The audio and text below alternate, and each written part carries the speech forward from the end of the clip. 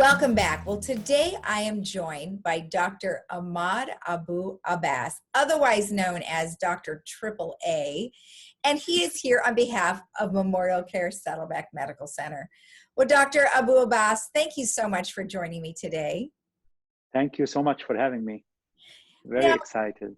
I'm glad you're here. Thank you. Welcome to our show. I know it's the first time that you've been with us, and I really do appreciate you joining us. And here to talk about a very, serious subject, but a great procedure that can help with this. And of course, we are talking about pancreatic cancer and the Whipple procedure. But before we get into that, please tell me a little bit about yourself and how long you've been with MemorialCare. Sure. So as you said, my name is Ahmad Abu Abbass, or some people like to call me Triple A here. I did general surgery training, and also I did liver and pancreas surgery training in Detroit, in one of the big institutions there, Henry Ford Hospital. Mm-hmm. And I practiced there for a few years. And then in 2018, I moved to Southern California, and I joined a private practice group. And I've been working at Saddleback since then. My main specialty is liver and pancreas cancer, but I am also a general surgeon, and I also do general surgery. So I do my other really passion is robotic surgery. So I do a lot of minimally invasive robotic surgeries. I do hernias, gallbladders, colon cancer. But my main passion again is the liver and pancreas, and I've been doing all my pancreas surgeries on the robot, which is a really great technique, and patients have been doing really very well. Yeah, I've heard about some of the robotics and how it does help with their recovery times, and obviously the procedures are a bit more precise using that. Now, what is our pancreas used for? Well, our pancreas, if you don't mind, I have this little 3D model that I brought with me. The pancreas looks something like that. It's this little organ, looks like fatty lobular organ. It has a head, we call this a head, and this is the body and tail. And it is located in the upper abdomen, right behind the stomach. It's surrounded, this is called the duodenum, which is the first part of the intestine. It just wraps around the head, and this is called the head of the pancreas, and this is the body and tail. Yes. And the pancreas is a very important organ. It serves two main functions. The first one is we call exocrine, which is basically it secretes digestive enzymes, and it helps us digest food, especially fatty food. And it makes all kinds of different enzymes. It digests protein, fat, and the other really important role is endocrine, which the pancreas secretes insulin, and another hormone has the opposite effect of insulin called glucagon. So basically, the job of the pancreas is to regulate the blood sugar levels. Oh, okay. By secreting one of two of those hormones. Okay. So someone without pancreas, they will have very bad diabetes. They will need insulin injections. Right, right. Now we're talking about pancreatic cancer. So, yes. At what point would you know you have pancreatic cancer? That's the challenge with diagnosing pancreatic cancer. Most of the time, the symptoms start vague. That's the case with most cancers. Usually the cancers are small and they don't cause any symptoms until they grow to a certain size and cause symptom by blocking structures. Most patients that I see, they always have some weird abdominal complaints, bloating, something. They think it's something they ate, But something you ate, it should go away in a day or two, but it lasts for a week or two, and then symptoms start worsening. So basically, a big symptom of pancreatic cancer is what we call jaundice. If you don't mind, I'm going to show you again. So this is the pancreas here. This is called the bile duct. This green tube is the bile duct. It's a tube that connects the liver to the pancreas. So usually pancreatic cancers start in this area, and they actually block the bile duct. So when they block the bile duct, basically there is backup of bile in the body. And that basically, so what happens, patient's skin and eyes turn yellow. Oh, wow. and their urine turns also dark. Wow. Yeah. Okay. So And then, I've had, it's amazing to me. I've had few patients who've actually did not notice it until someone told them. oh, oh my You know? goodness. Yeah. Yeah, So that's kind of a, you'd think you would notice that your eyes were turning yellow. That's exactly wild. That's wild. Now, right. now, what kind of screening? I mean, is there some sort of preliminary screening that you can do? I mean, there is screening for pancreatic cancer, but pancreatic cancer itself is we call it's rare. Yeah. It's only 13 in 100,000 individuals get pancreatic cancer. So Okay. the lifetime incidence is like 1 in 80. So it's not really recommended to screen everyone for pancreatic cancer, because also on the other hand, it is the screening really is an invasive test. Right. Usually, what's recommended for screening is something called endoscopic ultrasound, Mm-hmm. where it has to be a very specialized gastroenterologist. They would go into the stomach and use a special device that has an ultrasound and look at the pancreas from inside the stomach. Okay. Okay. So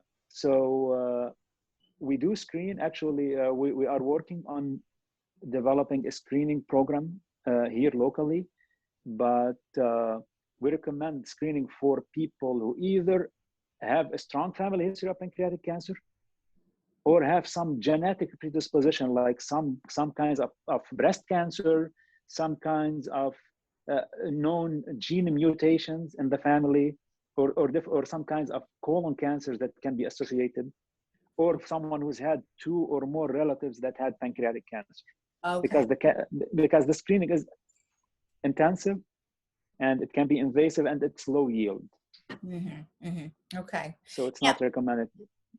now, Yeah, there is a procedure once someone has found out that they do have pancreatic cancer. The Whipple procedure, please tell me what that is. of course, and that's my specialty. Uh, so the Whipple procedure, the name Whipple, basically surgeon named Whipple back in the like 100 years ago, who started doing this surgery, Okay. and that's basically what it is. So again, to my model here. So this is the whole pancreas is this organ. The cancer can arise in the body and tail. If it arises here, you can remove this part. That's easier than a Whipple. A Oh. Whipple surgery is basically only for cancers that are here in the head of the pancreas. Mm-hmm. Because of the location of the head of the pancreas, it's surrounded by this intestine. This intestine is really inseparable from the pancreas. And there is the bile duct also that drains from the liver in the same area. So you basically have to remove all that. And that's why this surgery is complicated. So you have to remove the duodenum, the first part of the intestine, the head of the pancreas. You have to remove the gallbladder, rest of the gallbladder, and cut Yep. the bile duct here. So, and a small part of the stomach. And Wow. then you have to reattach all these to intestine. Hmm. That's what makes this surgery very expensive. And also, it can be also a difficult surgery. You need extra training. See this blue part here? This is called the portal vein. It's a very big vein that drains from the intestines to the liver. And it's Okay. very close to the tumor. And so you have to really be very careful. Bleeding can be deadly during surgery from this. Right. Well, So that's that's why you, why it's good to have the robotic system, right? exactly, right. I mean, so most centers around the country, even me, my training was to do this open, which is a perfectly fine technique because it is a very critical surgery. It involves a lot of work inside the abdomen, Yeah. and there is a lot of reconnection that need to be done. So the standard of care across the country, and it has been done for 100 years, is by the open approach. Okay. The robot came along, and of course, the robotic surgery started with smaller cases. And also, even me in my training, I started doing smaller cases like gallbladder or hernia surgery on the robot. But Yeah. eventually, I had a great experience doing the Whipple open and a great experience with the robot. I was able to combine the two, and it has been great. I've done a good number of surgeries on the robot. It has changed. This surgery means the patient is in the hospital for 2 weeks. in the ICU open. When you do it open, yeah. they are in the ICU for 2 days. It takes very long recovery. I did one robotically last week on Wednesday. Yesterday, the patient sent me a picture of her doing laundry at home. What? Oh, that's wonderful. Oh, that's really good too. Exactly. When I used to do them open, patient would be in the hospital, still in the hospital. Oh, that's great. I mean, you know what? With the advancement of all of these technologies, hopefully going forward, they will be able to find a better way to screen for pancreatic cancer and help people along before. For sure. Yeah. Wow. That's great. Gosh, thank you so much for the information. I appreciate it. Of course. You know, before I let you go, what are some things that people can do to reduce the risk of pancreatic cancer? Pancreatic cancer, the risk factors we know of, some of them are you cannot change, like old age. You know, so pancreatic cancer is very rare before 40, and then it goes, and then usually the median age is around 65 plus. It's more common in males and more common in African Americans. So those factors you cannot change, but there are some weak associations with smoking, with obesity, and also with alcohol intake, because what alcohol intake can cause pancreatitis, and recurrent attacks of inflammation in the pancreas can eventually lead to cancer. So those are risk factors that people can do to mitigate that. And definitely early diagnosis is key. Okay. Pancreatic cancer is such a deadly disease because most of the time, most patients, like for me, I see 10 patients until I find one that can go to surgery. Yeah. So 1 out of 10. So really early diagnosis. So patients in their 60s, 70s, when they're not feeling like seek medical attention earlier, like don't freak out, not every day, but like if you have basically an upset stomach that doesn't resolve in a day or two, it means that, a new onset diabetes or weight loss or jaundice, all those symptoms, they should prompt early basically medical intervention. And we're hoping in the future that gene therapy and genetics will play a role. We'll find genes that cause pancreatic cancer. There are some, but we don't have it for the majority of pancreatic cancer. And hopefully those targeted therapies the future is promising. Absolutely. Well, thank you so much. I really appreciate you explaining all of this. Thank you very much for having me today. You're welcome. All right. Have a good day. Thank you. You too. Bye. And we'll be right back after this.